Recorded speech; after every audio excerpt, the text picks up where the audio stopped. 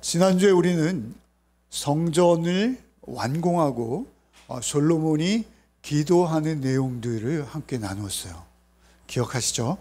네, 그래서 참으로 그 기도의 내용이 범상치 않았어요. 그죠? 굉장히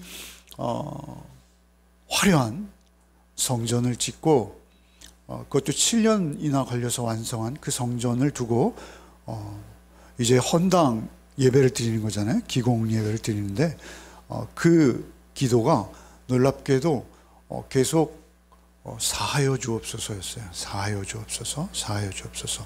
어떻게 할 때요? 성전을 향하여 기도하면 우리의 죄를 사하여 주옵소서. 이런 기도를 계속 했다라는 것이죠. 그렇게 성전 기공 예배를 드릴 때 하나님께서 그들에게 임재의 증거로 보여주신 것은 빽빽한 구름이었어요.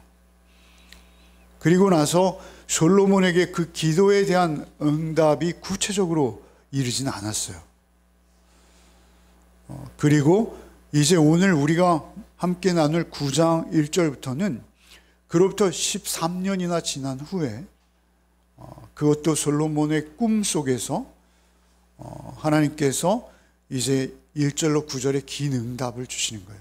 그런데 이 응답의 내용은 두 단락으로 이루어져 있습니다. 한 주석가는 그것을 당근과 채찍 이렇게 해석했어요. 당근이라는 거 앞부분은 그 기도, 성전을 향해 기도하면 응답하시옵소서, 우리의 죄를 사하시옵소서 라는 그 기도의 제목에 대해서 하나님께서는 확실한 응답을 주세요. 그것이 당근입니다. 그런데 그 반대의 경우를 상정하시고 예상하시고 그 반대의 경우가 있을 때 너희가 어떤 저주를 또한 받게 되는지도 분명히 경고하시는 거예요. 사실 하나님께서 솔로몬에게 주시고자 하는 방점은 어디에 있냐면 앞에 있는 당근에 있는 것이 아니라 하나님의 본심은 뒤에 있는 채찍에 있는 거예요. 그 채찍은 솔로몬의 생애가 하나님 앞에 바르게 설 수 있는 사실 최선의 기회였어요. 그럼에도 불구하고 솔로몬은 그 하나님의 음성을 듣지 못한 결과를 보이게 되죠.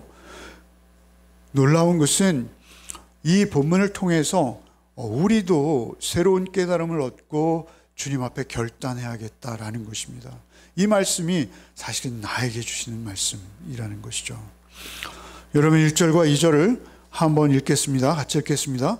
솔로몬이 여호와의 성전과 왕궁 건축하기를 마치며 자기가 이루기를 원하던 모든 것을 마친 때 여호와께서 전에 기본에서 나타나신 같이 다시 솔로몬에게 나타나사, 그러니까 왕궁 건축하기를 마쳤다라고 하시죠.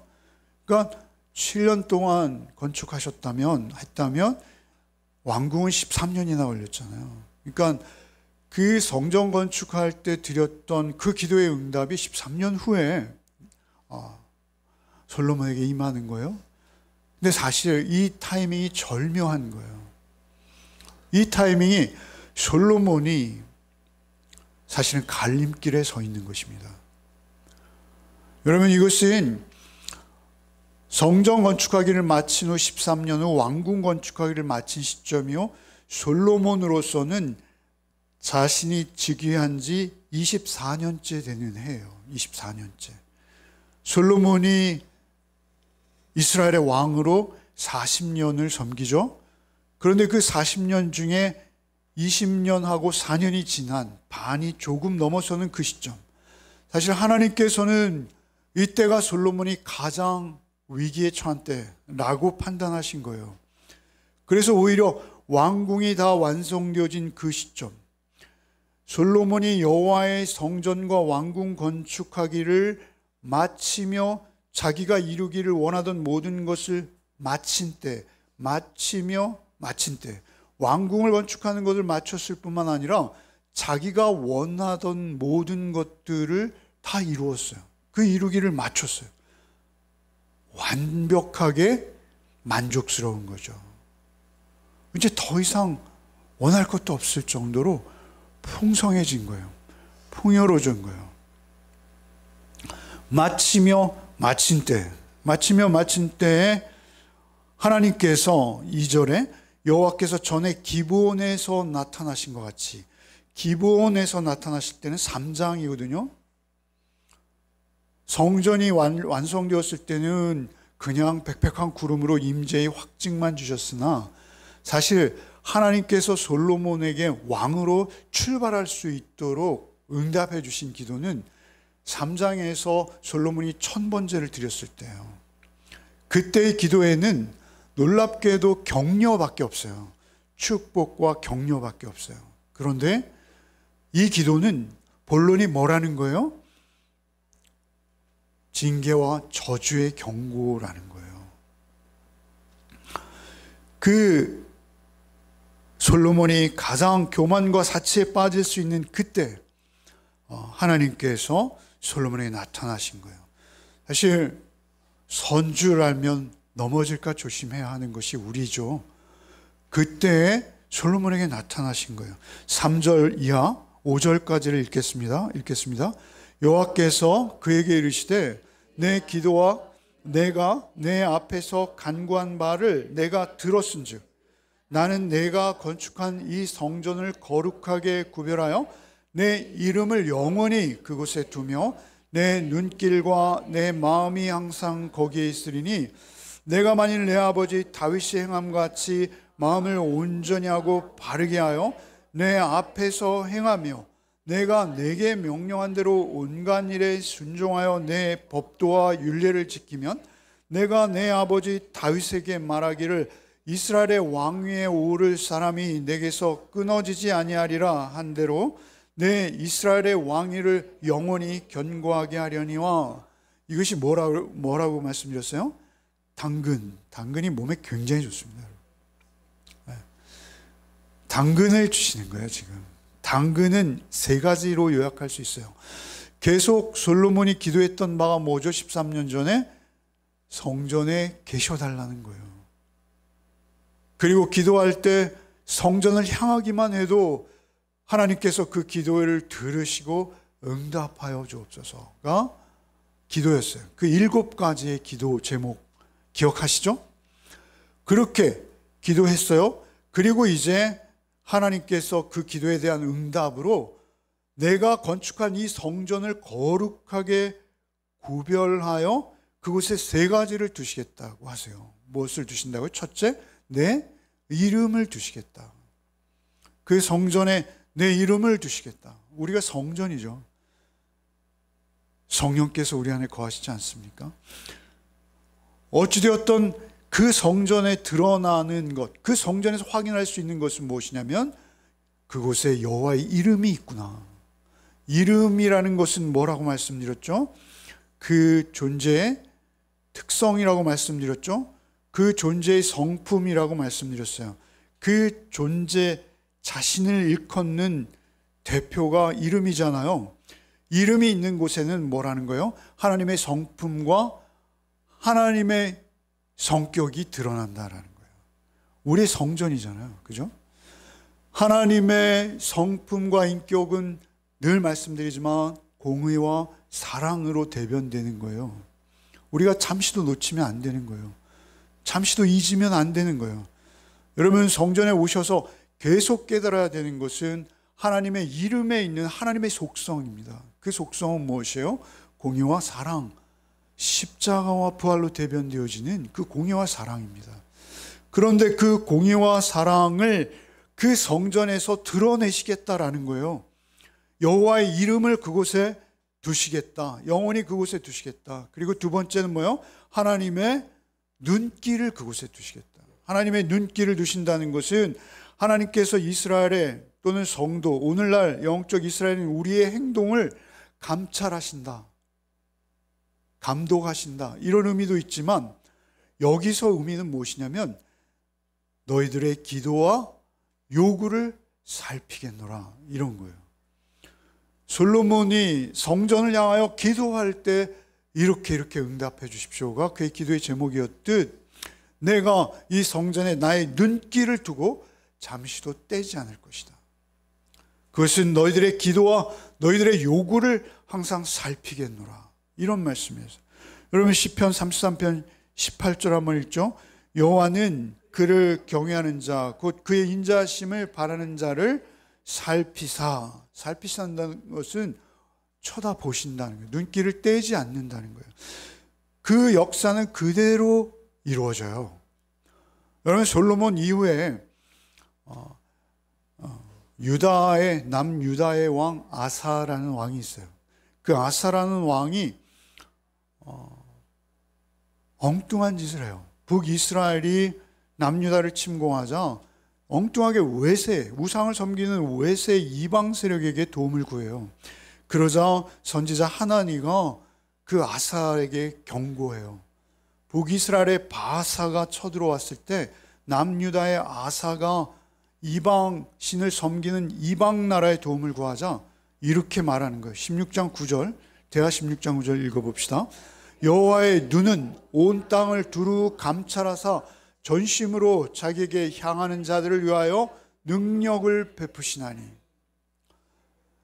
여호와의 눈은 온 땅을 두루 감찰하시는 거예요. 자기에게 기도하는 자를 찾으시는 거예요. 진실이 기도하는 자, 그 영혼을 하나님은 언제나 살피시고 있는데 당신은 왜 엉뚱한 짓을 합니까? 라고 이 말씀을 하시는 거예요. 그런데 히스기야는 어떻게 하죠? 히스기야 이사야서 37장 17절 한번 읽겠습니다. 여호와여 귀를 기울여 들으시옵소서. 여호와의 눈을 뜨고 보시옵소서. 산헤립이 사람을 보내어 살아계시는 하나님을 회방한 모든 말을 들으시옵소서. 특별히 여호와여 눈을 뜨고 보시옵소서. 히스기야도 남유다의 아사처럼 똑같이 이방의 침략을 받았을 때 저 반응이 전혀 다르죠. 그의 기도의 내용은 무엇입니까? 여호와여 눈을 뜨고 보시옵소서. 여러분 히스기야의 기도가 어떻게 응답되었는지 우린 잘 알잖아요. 산헤립이 결국 도망간 그곳에서 죽임을 당하는 하나님의 기도의 응답은 정확했다는 것이죠. 사실 우리를 살펴보아 달라라는 모든 기도에 하나님은 응답하신다는 거예요. 하나님의 눈은 우리를 보고 계십니다. 하나님의 눈은 우리를 떠나지 않으세요. 그것은 언약입니다. 약속이에요. 우리가 기도할 때 하나님의 시선을 느낄 수 있어요.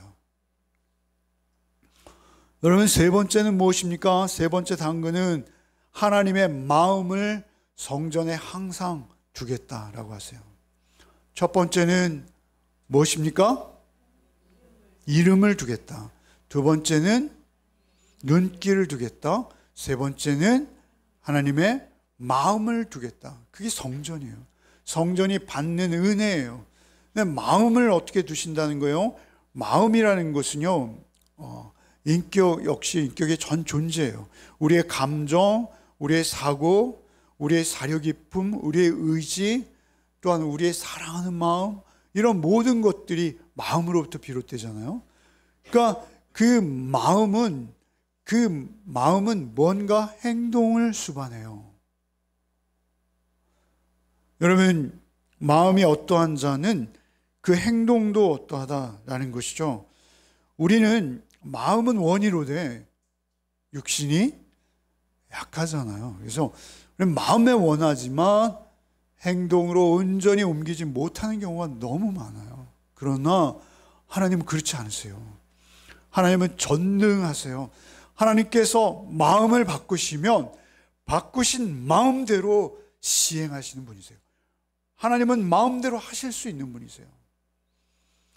그래서 하나님의 마음이 성전을 향해 있겠다는 거예요. 그 마음이 성전에 있으면 하나님께서 그 마음 쓰는 대로 하나님의 능력을 그곳을 통해 나타내시겠다는 거예요. 여러분, 우리가 하나님 안에 있을 때 어떠한 어려움 속에서도 하나님의 임재를 볼 수 있어요. 하나님은 우리에게 그 임재를 나타내 보여주세요. 뿐만 아니라 하나님의 이름을 드러내고 하나님의 눈길이 나를 보고 있으며 그것을 응답하시는 것 또한 우리가 기도할 때 그것이 작고 사소한 것이든 그것이 내 인생의 갈림길이 되는 일이든 하나님은 정확히 응답하세요. 우리의 신앙은 무엇입니까? 그 하나님의 능력을 믿고 그 이름과 눈과 마음까지 나에게 모두 주신 하나님, 그 하나님 한 분을 믿는 것이 우리의 믿음입니다. 우리가 성전되었다라는 것은 하나님의 이름과 하나님의 눈과 하나님의 마음이 나에게 다 있다. 이것을 믿는 믿음이에요. 그런데 사실 오늘 우리가 묵상하는 이 본문에서 중요한 부분은 6절부터 9절이기도 해요. 6절과 9절의 말씀, 6절로 9절의 말씀을 솔로몬은 들었어야 되는 거예요. 이 말씀을 솔로몬이 들었을 때 솔로몬의 나머지 인생이 전혀 달라졌을 거예요. 사실 이 말씀이 저주의 말씀으로 들리지만 경고의 말씀인 거예요. 여러분 6절부터 한번 같이 마지막으로 읽겠습니다. 만일 너희나 너희의 자손이 아주 돌아서서 나를 따르지 아니하며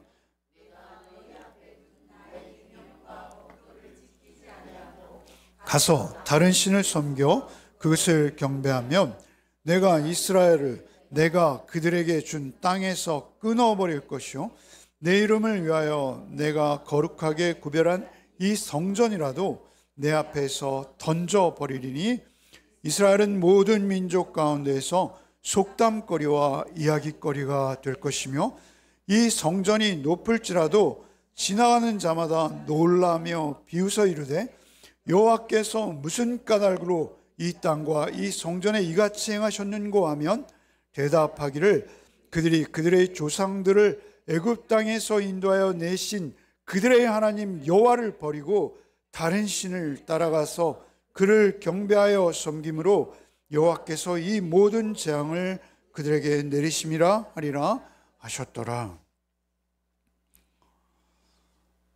1절로부터 5절까지는요 솔로몬 개인과 하나님의 대화로 본문이 말하고 있어요. 그래서 너 아니면 내 이런 지칭을 사용하세요. 너, 내가. 그런데 6절로부터 9절 말씀 본론이라 그랬죠? 여기는 너희예요. 너희라는 건 무엇이죠? 사실 솔로몬으로 대표되는 이스라엘 전체를 말하는 거예요. 이스라엘 국민 전체예요. 여러분 그 대표가 어떠하면 그 국민 또한 어떠한 존재입니다. 여러분 그것은 한 공동체이기 때문에 그렇습니다. 사실 목사의 어떠함도 중요해요. 우리 한 가장으로서 그 가장 되는 자의 역할도 중요해요. 물론 악한 지도자 속에서도 악한 시대 속에서도 하나님의 특별한 은혜와 구원의 손길은 계속 미치고 있죠. 각각에게. 솔로몬은 이스라엘을 대표할 뿐만 아니라 이스라엘 전체를 향하는 거예요. 6절에 너희가 만일 돌아서서 너희 앞에 둔 나의 계명과 법도를 지키지 아니하고 가서 다른 신을 섬겨 그것을 경배하면 계명과 법도를 지키는 것 그리고 지키지 않는 것 그것은 놀랍게도 하나님의 계명과 법도를 지키지 아니하면 어떤 자가 되는 거예요? 우상 숭배하는 자가 되는 거예요. 우리가 하나님의 언약 안에 있다는 것은 하나님과의 계약 관계 안에 있다는 거예요. 복음도 언약이죠. 그 피의 언약 안에 내가 들어왔다, 포함되었다. 이제 내가 하나님을 향해 아바 아버지로 부르고 있다라는 것은 그 언약 관계 안에 들어왔다는 거예요. 그러면 그 관계를 계속 이어가는 것이 소중한 것이죠. 그 관계를 끊어버리면 관계 없는 거예요. 그것이 우상숭배라는 것이죠. 다른 신을 섬길 뿐 아니라 그걸 향해 경배까지 한다는 거예요. 다른 것이 하나님의 자리를 대체했다라는 것이죠. 다른 무언가가 하나님처럼 우리 안에 섬김을 받고 우리의 마음의 자리를 완전히 점령해 버렸다는 것이죠. 오히려 그것에 매어서 그것을 종일토록 사모하며 그것이 우리의 삶의 모든 기준이 되어버리는 상태, 그렇다면 그것은 우상인 것입니다. 그래서 그것을 섬겨 경배한다는 거예요. 사랑한다는 거예요. 7절에 내가 이스라엘을 그들에게 준 땅에서 끊어버리겠다 이렇게 하세요. 끊어버리겠다. 끊어버린다는 것은 무엇입니까? 완전한 단절이에요. 상관없다는 거예요. 하나님과 상관없는 존재가 되어진다는 것이죠. 두 번째는 내 이름을 위하여 내가 거룩하게 구별한 이 성전이라도 내 앞에서 던져버리겠다. 내 이름을 위하여 내가 거룩하게 구별한, 그러니까 하나님의 이름, 그 공의와 사랑의 성품을 드러내야 될 성전, 그런데도 하나님의 계명과 율법에 상관없이 살아간다? 그렇다면 그것은 내가 던져버릴 것이, 던져버린다라는 히브리어는 이혼한다 이런 의미가 있어요. 여러분, 이혼하면 완전한 결별이죠. 오히려 더 큰 증오가 있을 수도 있어요. 어떻게 보면 이혼한다는 거예요. 하나님께서 결국은 속담거리와 이야기거리가 되게 한다는 거예요. 속담거리가 이야기거리, 조롱과 경멸의 대상이 된다는 거예요. 그래서 누구든지 그 사람을 보면 기피하고 싶은 대상이 되는 거예요. 이스라엘이 그렇게 된다는 거예요. 이스라엘은 역사 속에서 이러한 경험을 수없이 했죠. 뿐만 아니라 사실은 하나님께서 이렇게 경고하고 계심에도 불구하고 그들의 역사는 무엇입니까? 사사기와 사무엘 상하와 열왕기 상하, 역대 상하 모두가 다 어디로 지향하고 있어요? 바벨론을 지향하고 있어요. 여러분, 결국 그들의 역사는 이 적극적인 기피의 대상이 되어서 다시 타락한 노예의 신분이 되어지는 것입니다. 여러분, 8절에 이렇게 말씀하시죠. 이 성전이 높을지라도 지나가는 자마다 놀라며 비웃어 이르되 여호와께서 무슨 까닭으로 이 땅과 이 성전에 이와 같이 행하셨는고 하면, 그러니까 이 성전이 높을지라도 라는 건 성전의 명성이 지금은 이렇게 대단해 보이지만 그거 소용없다는 것입니다. 여러분, 성전의 명성이 어떠하다는 것이 우리를 구원하지 못합니다. 아무리 그것이 칭송을 자자하게 받고 있을지라도 9절에 이렇게 말씀하시죠. 대답하기를 그들이 그들의 조상들을 애굽 땅에서 인도하여 내신 그들의 하나님 여호와를 버리고 다른 신을 따라갔다. 그들이 조롱하고 비웃으며 하는 말이 무엇이죠? 저들은 그들을 구원해 내신 하나님과 상관없는 자들이 되었어. 이렇게 조롱하는 자들이 그 내용을 정확히 알고 있어요. 조롱하고 비웃는 자들이 저들이 하나님의 성전이라 하면서 하나님의 성전과는 전혀 상관없는 삶을 살았기에 하나님이 저렇게 조롱과 웃음거리가 될 수 있도록 저들을 버리셨어. 이렇게 말씀하시는 거예요. 오늘 우리의 모습은 어떤지요? 하나님의 공의와 사랑, 하나님의 실질적인 임재가 사라진 구약의 성전만이 아니라 놀랍게도 주님께서 몸된 교회를 세우셨음에도 그 교회마저 어떻게 되었는지요? 여러분, 오늘날 유럽의 교회들이 술집으로 팔려갑니다. 더 이상 교회를 유지할 수 없어서 서커스 연습장으로 팔려갑니다. 우리에게 토마스 선교사를 보내었던 그 성전도 지금은 폐허가 되어 있습니다. 그 예배당도 그렇게 되었어요. 왜 그렇습니까? 왜 우리가 조롱거리, 속담거리, 이야기거리가 되었습니까? 그것은 거기에 하나님의 이름도, 하나님의 눈길도, 하나님의 마음도 이미 없기 때문에 그렇습니다. 하나님과 상관없는 자들이 되어진 거예요. 여러분, 저는 열왕기서를 묵상하면서, 특별히 솔로몬의 생애를 묵상하면서 너무나 안타까우며 동시에 또한 어떤 느낌이었냐면, 결국 이스라엘 역사를 그렇게 잘못된 물줄기로 틀어내는데 솔로몬과 같이 위대한 지도자가 어떻게 저렇게 타락할 수 있는가? 어떻게 저 지경까지 타락할 수 있는가? 우리의 상상을 초월합니다. 그의 타락은. 어떻게 그렇게 타락할 수 있는가?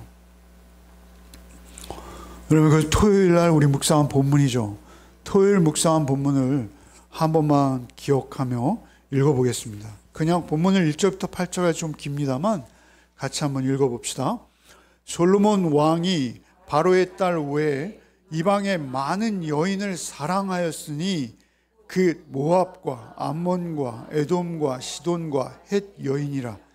여호와께서 일찍이 이 여러 백성에 대하여 이스라엘 자손에게 말씀하시기를 너희는 그들과 서로 통혼하지 말며 그들도 너희 서로 통혼하지 말라. 그들이 반드시 너희의 마음을 돌려 그들의 신들을 따르게 하리라 하셨으나 솔로몬이 그들을 사랑하였더라. 왕은 후궁이 700명이요 첩이 300명이라. 그의 여인들이 왕의 마음을 돌아서게 하였더라.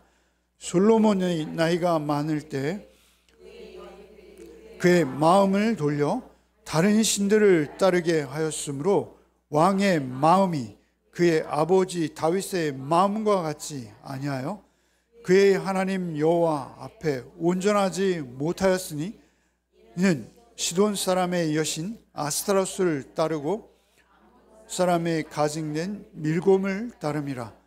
솔로몬이 여호와의 눈앞에서 악을 행하여 그의 아버지 다윗이 여호와를 온전히 따름같이 따르지 아니하고 모압의 가증한 그무스를 위하여 예루살렘 앞 산에 산당을 지었고 또 암몬 자손의 가증한 몰록을 위하여 그와 같이 하였으며 그가 또 그의 이방 여인들을 위하여 다 그와 같이 한지라. 그들이 자기의 신들에게 분향하며 제사하였더라. 여기 1절에 보면 11장 1절에 솔로몬 왕이 바로의 딸 외에 이방의 많은 여인을 사랑하였대요. 여기 사랑이라는 단어는 이스라엘이 하나님을 향해 사랑합니다 할 때 그 사랑, 하나님을 향한 사랑처럼 그 여인들을 사랑한 거예요. 여러분, 이것이 보통 사람의 본성입니다.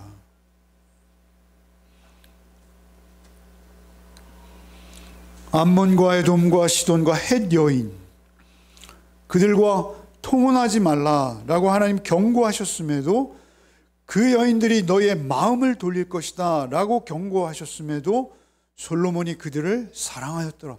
2번이나 사랑하였더라. 그들을 진실로 사랑했던 게 분명해요. 결국 그 사랑을 쫓아간 거죠. 후궁이 700명이요 첩이 300명. 여러분, 1000명의 여인에게 둘러싸이면 어떤 느낌일까요? 그것도 왕의 신분으로 말이죠. 완전히 그 마음을 빼앗긴 거예요. 3절에 여인들이 왕의 마음을 돌아서게 하였더라. 4절에 솔로몬이 나이가 많을 때 그 여인들이 그의 마음을 돌려 따르게 하여 왕의 마음이 그의 아버지 다윗의 마음과 같잖아요. 우리 마음은 참으로 간사합니다. 우리의 마음은 수시로 눈 깜빡할 사이도 안 되는 사이에 우리의 마음은 바뀌고 또 바뀌는 게 우리의 마음이에요. 솔로몬이 그 사랑했던 여인들을 따라 우상을 사랑하게 된 거예요. 하나님을 등지는 마음으로 바뀐 것입니다. 여러분, 솔로몬에 비하면 우리는 얼마나 처량합니까?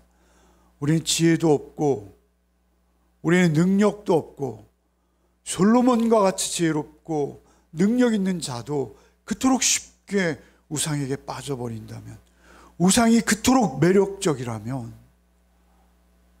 그럼 우리는 그 매력에 안 끌려갈 자신이 있나요? 우리의 힘으로 되지 않는다는 것입니다. 솔로몬이 지금 기억했어야 하는 것이 한 가지예요. 솔로몬이 붙들어야 됐을 것은 한 가지예요. 그가 그의 처음의 태도를 잃지 말아야 되는 거예요. 여러분, 열왕기상 9장 1절로 2절 한번 읽어봅시다.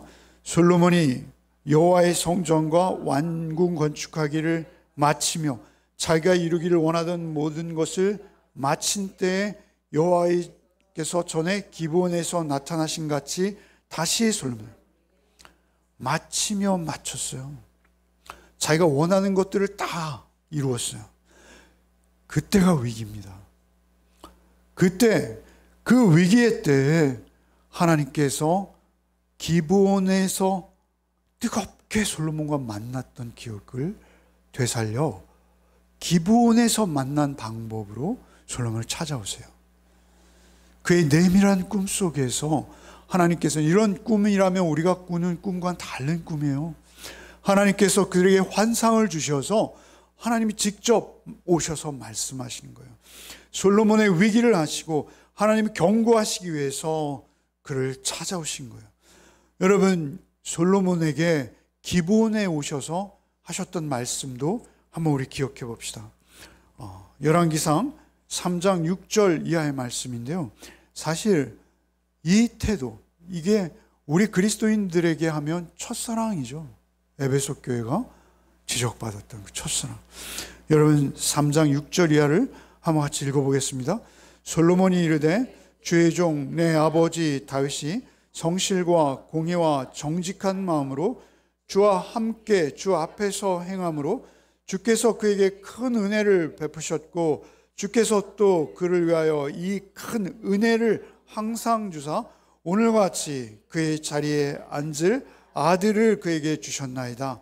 나의 하나님 여호와여, 주께서 종으로 종의 아버지 다윗을 대신하여 왕이 되게 하셨사오니 종은 작은 아이라 출입할 줄을 알지 못하고 주께서 택하신 백성 가운데 있나이다. 그들은 큰 백성이라 수요가 많아서 셀 수도 없고 기록할 수도 없사오니 누가 주의 이 많은 백성을 재판할 수 있사오리까?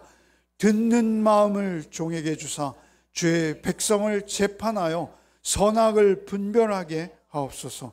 솔로몬이 이것을 구하매 그 말씀이 주의 마음에 든지라. 이에 하나님이 그에게 이르시되 내가 이것을 구하도다. 자기를 위하여 장수를 구하지 아니하며 부도 구하지 아니하며 자기 원수의 생명을 멸하기도 구하지 아니하고 오직 송사를 듣고 분별하는 지혜를 구하였으니 내가 내 말대로 하여 내게 지혜롭고 총명한 마음을 주노니 내 앞에 또 너와 같은 자가 없었거니와 내 뒤에도 너와 같은 자가 일어남이 없으리라. 내가 구하지 아니한 부귀와 영화도 내게 주노니 내 평생의 왕들 중에 너와 같은 자가 없을 것이라. 내가 만일 내 아버지 다윗의 행함같이 내 길로 행하며 내 법도와 명령을 지키면 내가 또 내 날을 길게 하리라. 놀랍지 않습니까? 여러분, 이러한 축복만 받은 거예요. 그런데 이제 20여 년이 흐른 후에 하나님께서는 그를 경고하실 수밖에 없었던 것이죠. 여기 특별히 솔로몬의 태도는 무엇이었습니까? 7절에 빨간 글씨죠. 종의 아버지 다윗을 대신하여 왕이 되게 하셨사오니. 종의 아버지 다윗은 어떤 자입니까? 6절에 보면 솔로몬이 이르되 주의 종 내 아버지 다윗이 성실과 공의와 정직한 마음으로 주와 함께 주 앞에서 행함으로 주께서 그에게 큰 은혜를 베푸셨고 주께서 또 그를 위하여 큰 은혜를 항상 주사 오늘과 같이 그의 자리에 앉을 아들을 그에게 주셨어요. 여러분, 다윗이 어떤 자이죠? 다윗은 양들의 배설물과 함께 뒹굴던 그의 아비도 그의 형제들도 그를 없는 자식처럼 취급하던 그런 배설물에 섞여 있던 자예요. 짐승의 배설물.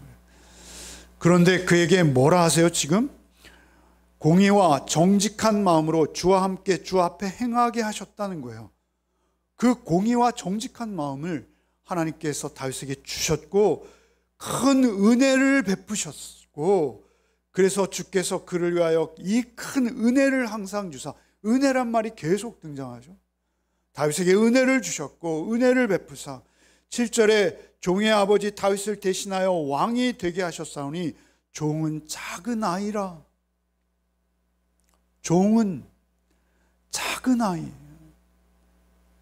학자들에 따라서 이때 당시에 솔로몬의 나이를 14세에서부터 20세까지 봅니다. 나이의 연소함도 있을 거예요.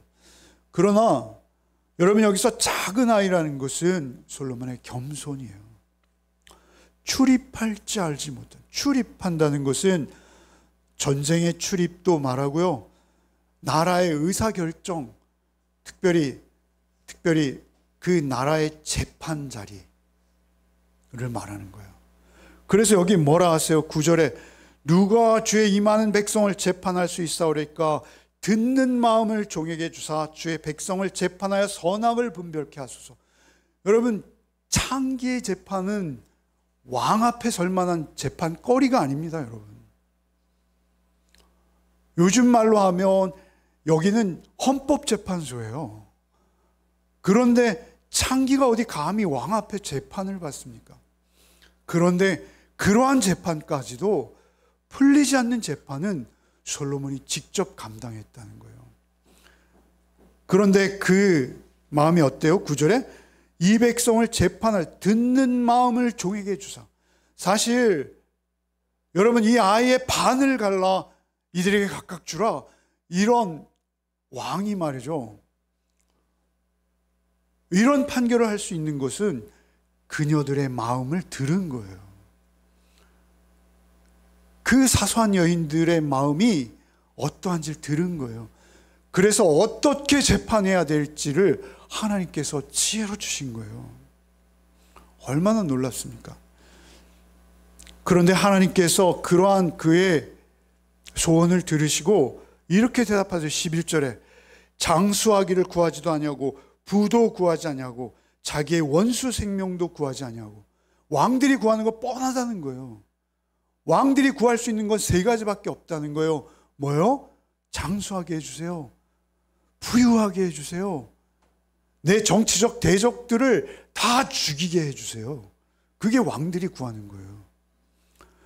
장수를 구하지 아니하고 부도 구하지 아니하고 원수 생명도 구하지 아니하였으니 오직 송사를 듣고 분별하는 지혜를 구하였으니 너에게 부귀도 영광도 장수도 주겠노라. 이렇게 하나님께서 응답하신 것이 기브온의 기도예요. 그런데 그 기브온의 기도, 그 첫 번째의 기도와 응답을 그가 잊어가고 있었던 거예요. 그래서 그에게 하나님께서 나타나신 거예요. 솔로몬은 온통 칭찬에 둘러싸였어요. 스바의 여왕이 찾아와서 칭찬하죠. 1000명의 여인들이 솔로몬 한 명을 둘러싸고 칭찬과 아부가 날마다 끊이지 않았을 거예요. 그리고 그가 이제는 다 갖추었어요. 든든한 성벽으로 무장했고 국고 성들을 지었고 병거성과 마병을 보관하는 성들을 즐비하게 지었어요. 이제 모든 것을 마쳤어요. 이제 부족한 것이 없어요. 그러자 그는 잊어버린 거예요. 왕이 되게 하셨사오니 종은 작은 아이라 출입할 줄 알지 못합니다. 듣는 마음을 오직 주여 종에게 주사라고 간구했던 그 자리를 잊어버린 거예요. 기억하지 못하는 거예요. 여러분, 그래서 오늘 본문에 조롱하는 자들이 지나가면 뭐라 합니까? 그들을 애굽에서 끌어낸 하나님을 버리고 이렇게 지적하잖아요. 여러분, 애굽에서 종살이 노예살이 하던 그들을 끌어내셨어요. 여러분, 짐승들의 배설물과 함께 내버려진 채 뒹굴던 다윗을 끌어내신 거예요. 여러분, 솔로몬을 한번 생각해 보세요. 솔로몬은 밧세바의 아들입니다. 여러분, 핫깃의 아들 아도니아가 얼마나 준수하게 잘생겼습니까? 그는 왕이 되려고 자신의 생명을 걸 만큼 간절했어요. 그런데 그런 아도니아를 하나님 죽이시고, 다윗에게는 어떻게 보면 수치스럽고 부끄러운 밧세바의 아들을 왕으로 앉힌 거예요. 솔로몬은 자기 의지가 없었어요. 오히려 선지자 나단과 그의 어미 밧세바의 협력으로 자기는 원하지도 않고 뜻하지도 않았던 왕의 신분이 어느 날 갑자기 되어진 거예요. 그때 솔로몬은 겸손할 수밖에 없었어요. 여러분, 우리가 그리스도인 된 것은 동일합니다. 여러분, 우리가 그리스도인 되어진다라는 것은 무엇이냐면요, 우리가 그 꺼진 웅덩이, 나홀로 나올 수 없는 그 깊은 웅덩이, 죄의 웅덩이에 빠져서 허우적대며 인생이 어디로부터 와서 어디로 가는지도 모른 채 정처 없이 방황하고 헤매이다가 그렇게 힘없이 쓰러져 갈 수밖에 없는 가장 처량하고 불쌍한 인생이 사실 나인 것입니다. 그런데 우리를 왕 같은 제사장으로 하나님이 우리를 부르신 거예요. 여러분, 우리 그 은혜의 자리만을 기억해야 돼요. 그 구원의 은혜를 우리의 양식 삼아야 돼요. 우리가 매일매일 내가 있던 그 떠낸 웅큼한 그 웅덩이가 원래 내 자리였던 것을 잊어서는 안 되는 거예요. 솔로몬이 실수한 것은 그것입니다. 솔로몬이 잊어버렸던 것은 그것입니다. 오직 구원의 은혜를 잊은 거예요. 여러분, 우리가 있어야 될 자리는요, 한 곳이에요. 여러분, 우리는 하나님의 성전이라 하지 않습니까? 우리가 부모님을 통해서건 전도를 통해서건 어떻게 됐든 우리가 하나님의 성전인 그 비밀을 깨달아 알게 하신 분은 하나님이세요. 그런데 그 하나님께서 우리에게 그 복음의 비밀을 알게 하시고 이제 성전되게 하셨다는 것이죠. 그렇다면 우리는 그 복음을 들었고 그 은혜를 맛보아 알고 있다면 우리의 자리는 언제나 나를 그 자리로부터 불러내신 주님의 십자가 아래여야 돼요. 주님의 은혜의 그 대속의 피가 뚝뚝 떨어지는 주님의 십자가 아래가 우리가 있어야 될 자리예요.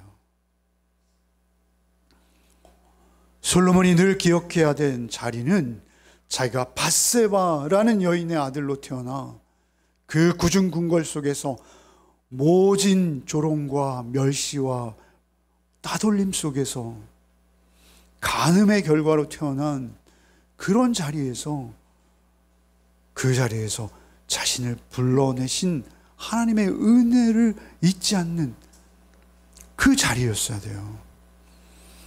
그 자리를 잊는 순간 그는 마치 세상을 다 가지고 있고 모든 것을 다 완성한 것처럼 스스로를 여겼을 때 그 교만은 걷잡을 수 없이 흘러간 거예요.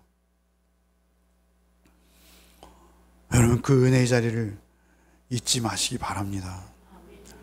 우리가 출발되어진 자리, 그 십자가 밑에 그 자리가 여러분의 가장 평안한 자리가 되어야 할 줄 믿습니다. 그 자리가 여러분이 가장 사모하는 자리가 되실 때 우리는 우리의 인생길을 끝까지 주님과 함께 주님의 이름을 두고 주님의 영광을 드러내는 한 자락이라도 주님의 이름을 드러내고 주님의 눈이 떠나지 아니하고 주님의 마음이 내 마음이 되어지는 그 놀라운 은혜의 축복을 받아 누리게 될 줄 믿습니다. 우리의 인생을 완주할 때까지, 이 달리기가 완전히 끝날 때까지 여러분 오직 그 은혜의 자리를 놓치지 않는 저와 여러분 되시기를 소원합니다.